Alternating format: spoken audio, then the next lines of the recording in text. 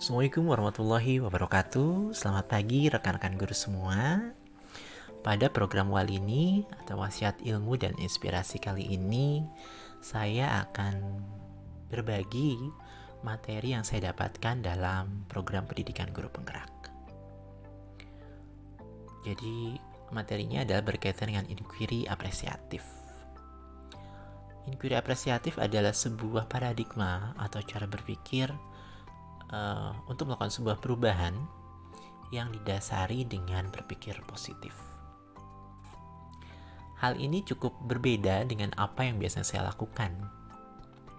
Biasanya ketika ingin melakukan sebuah perubahan atau menyusun visi dan misi, yang kita gali adalah kekurangan-kekurangannya justru, kelemahan-kelemahan apa yang dimiliki, dan mencari cara bagaimana untuk menutupinya. Nah, dalam inquiry apresiatif ini, yang kita gali lebih dalam, kita fokuskan adalah hal-hal baik apa yang sudah pernah kita lakukan, yang sudah kita miliki, atau hal baik apa yang bisa kita maksimalkan untuk mencapai perubahan tersebut. Dalam inquiry apresiatif, terkenal dengan tahapan bagja, atau ada yang namanya tahapan bagja dalam inquiry apresiatif, dalam melakukan inquiry apresiatif.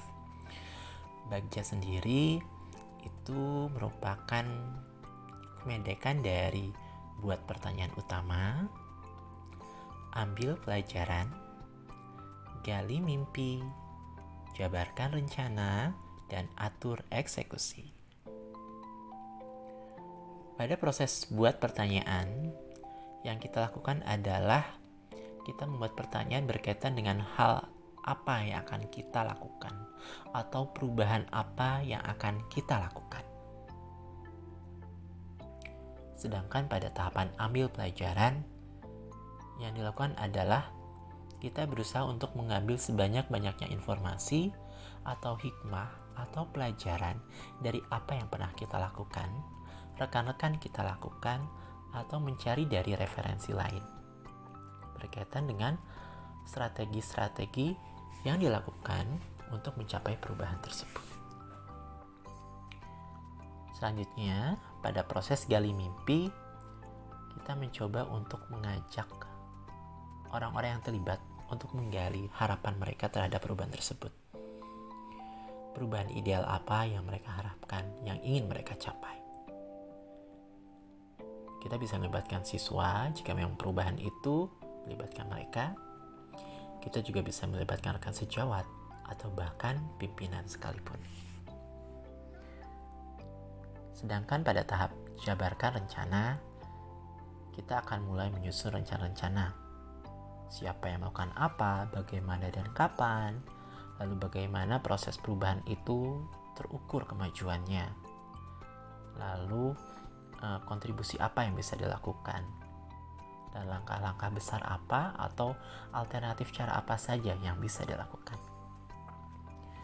Sedangkan pada tahap terakhir atau atur eksekusi, yang kita lakukan adalah lebih kepada bagaimana mewujudkan rencana-rencana tersebut, bagaimana mengkomunikasikan atau melaporkan kemajuan kepada siapa yang bertanggung jawab, dan sebagainya. Mungkin terasa rumit, tetapi justru hal ini akan lebih membutuhkan energi lebih sedikit dibandingkan kita berfokus kepada masalah-masalah yang ada. Lagi pula dalam Islam dalam agama atau secara umum kita dituntut untuk berpikir positif, berpandangan positif, berpikir yang baik terhadap diri kita, terhadap murid-murid kita, terhadap rekan-rekan sejawat kita, terhadap lingkungan kita, agar mental kita juga lebih sehat. Itu saja mungkin yang bisa saya paparkan pada program Walini kali ini. Semoga bermanfaat. Terima kasih. Wassalamualaikum warahmatullahi wabarakatuh.